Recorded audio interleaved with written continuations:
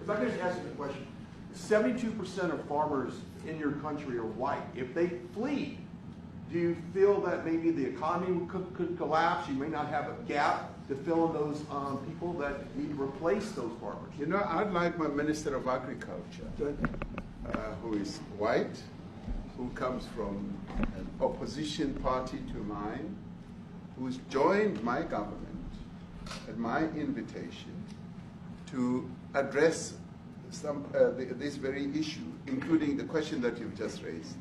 John? Thank you very much, Mr. President. Yeah. Mr. President, thank you for welcoming us to the White House. I would say we have a rural safety problem in South Africa. I don't think anyone wants to candy coat that. And it requires a lot of effort to get on top of it. It's going to require more policing resources. It's going to require a different strategy to be able to deal with it. But certainly the majority of South Africa's commercial and smallholder farmers really do want to stay in South Africa and make it work. And I've just come from the largest agricultural show in the Southern Hemisphere with organized agriculture and farmers, and the majority of them want to stay. But they too there have a memorial to those who've died as a result of farm attacks. And as the Minister of Agriculture, it is something that I'm particularly exercised with my colleagues at police and my colleagues in the justice cluster to start making farm attacks and stock theft a priority crime. And it affects all farmers in South Africa, particularly stock theft. It has a disproportionate effect on smallholder black farmers.